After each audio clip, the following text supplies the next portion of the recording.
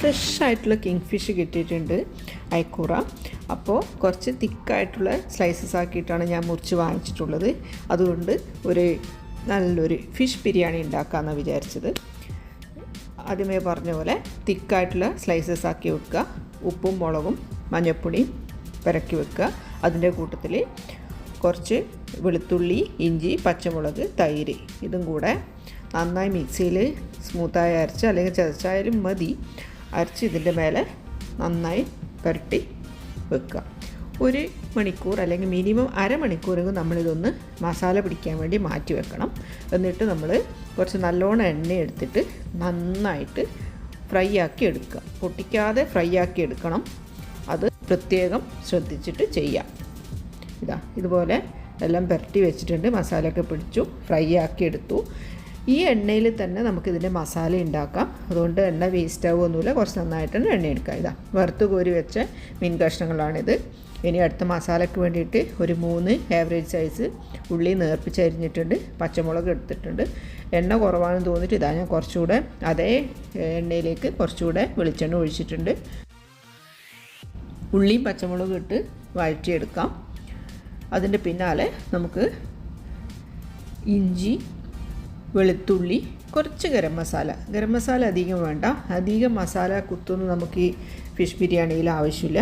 2-3 ഗ്രാമ്പും ഒരു കഷ്ണം പട്ടയും ഇത്ര മാത്രമേ, ഒരു ചെറിയൊരു പെറ്റൽ ഫ്ലവറിൻ്റെ ഇതും ഇത്ര മാത്രമേ ഞാൻ എടുത്തിട്ടുള്ളൂ.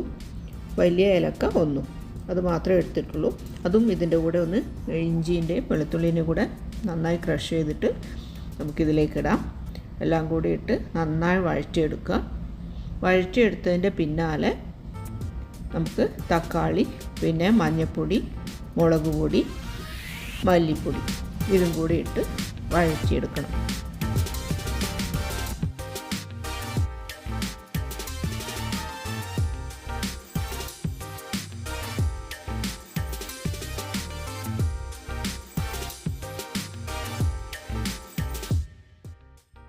പച്ചമുളക് മുറിച്ചതിട്ടു. ഇനി ഉപ്പും പാകത്തിന് മസാലകളും ആഡ് ചെയ്യാം. എല്ലാം കൂടി ഇട്ട് മസാലയുടെ പച്ചമണം മാറുന്നത് വരെ നമുക്കൊന്ന് വഴറ്റിയെടുക്കാം. മല്ലിപ്പൊടി 2 ടീസ്പൂണാണ് ഇട്ടിട്ടുള്ളത്. നന്നായി വഴറ്റി അതിനുശേഷം പാകത്തിന് ഇതൊക്കെ ഒന്ന് വേവാനുള്ള വെള്ളം മാത്രം ഒഴിച്ചാൽ മതി. ഒരു 1/2 ഗ്ലാസ് മാക്സിമം വെള്ളം ഒഴിക്കുക. എന്നിട്ട് മസാല ഒന്ന് നന്നായി മിക്സായി തക്കാളിയൊക്കെ നല്ല സോഫ്റ്റായി വരുന്നവരെ നമുക്ക് ഇതൊന്ന് കുക്ക് ചെയ്യാം. അടച്ചു വെച്ച് വേവിക്കുക. മീനിൻ്റെ വലിപ്പത്തിനും അതിൻ്റെ സ്ലൈസസിൻ്റെ കട്ടിക്കൊക്കെ അനുസരിച്ചിട്ട് നമ്മുടെ തക്കാളി, അതുപോലെ മസാല, ഉള്ളിയൊക്കെ എടുക്കേണ്ട അളവ് കുറച്ച് മാറ്റിയെടുക്കേണ്ടി വരും. അതുകൊണ്ടാണ് മസാലക്കൂട്ടിൻ്റെ ഒന്നും കറക്റ്റായിട്ടുള്ളൊരു അളവ് ഞാൻ പറയാത്തത്.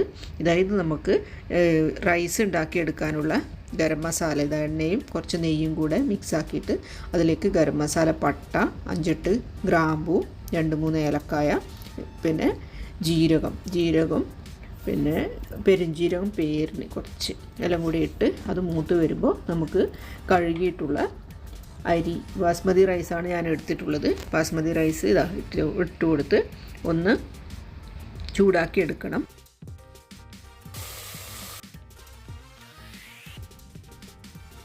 അരി ഒന്ന് ചൂടാക്കിയതിന് ശേഷം പാകത്തിന് ഉപ്പും തിളച്ച വെള്ളവും ആഡ് ചെയ്ത് നമുക്ക് അരി സെപ്പറേറ്റ് ആയിട്ട് കുക്കാക്കി എടുക്കുകയാണ് വേണ്ടത്.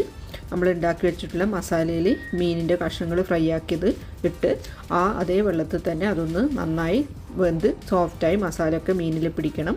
അപ്പോഴേക്ക് നമുക്കത് ഓഫ് ചെയ്തിട്ട് നന്നായിട്ട് തന്നെ മല്ലിയില തീരെ പിശുക്കണ്ട. മല്ലിയില അതിന് നല്ല ടേസ്റ്റാണ്. മല്ലിയില നിറയെ തൂവി കൊടുക്കുക. ഇനി നമുക്കിതുപോലെ സെർവ് ചെയ്യാൻ റെഡിയാണ്. റൈസും ഫിഷ് മസാലയും മിക്സ് ആക്കണമെന്നില്ല, അല്ലാണ്ട് തന്നെ സെപ്പറേറ്റ് ആയിട്ടും എടുക്കാവുന്നതാണ്. ഞാൻ കോമ്പിനേഷനായിട്ട് നാടൻ സാലഡാണ് ഉണ്ടാക്കിയിട്ടുള്ളത്. ഉള്ളിയും തക്കാളിയും പച്ചമുളകും തൈരും ഉപ്പും ഇത് മാത്രമാണ് ഇതിൻ്റെ കോമ്പിനേഷൻ. ഇത് നല്ലൊരു കോമ്പിനേഷനാണ്. എല്ലാവരും ഇത് ട്രൈ ചെയ്ത് നോക്കുമല്ലോ. നിങ്ങൾക്ക് ഈ വീഡിയോ ഇഷ്ടപ്പെട്ടിട്ടുണ്ടെങ്കിൽ ഒന്ന് ഫ്രണ്ട്സിൻ്റെ റിലേറ്റീവ്സിൻ്റെ ഇടയിൽ ഷെയർ ചെയ്യുക. സബ്സ്ക്രൈബ് ചെയ്യാതെയാണ് നിങ്ങൾ ഈ വീഡിയോ കാണുന്നതെങ്കിൽ ഒന്ന് സബ്സ്ക്രൈബ് ചെയ്ത് ബെൽ ബട്ടണിൽ ഓൾ ഓപ്ഷൻ കൊടുക്കുകയാണെങ്കിൽ എൻ്റെ വീഡിയോ ഞാൻ പോസ്റ്റ് ചെയ്യുമ്പോൾ അപ്പോൾ നിങ്ങൾക്ക് കിട്ടുന്നതായിരിക്കും. ഫ്രഷ് ഫിഷ് കിട്ടുമ്പോൾ ഇതൊന്ന് ട്രൈ ചെയ്തിട്ട് നിങ്ങളുടെ അഭിപ്രായങ്ങൾ കമൻസായി രേഖപ്പെടുത്തുക.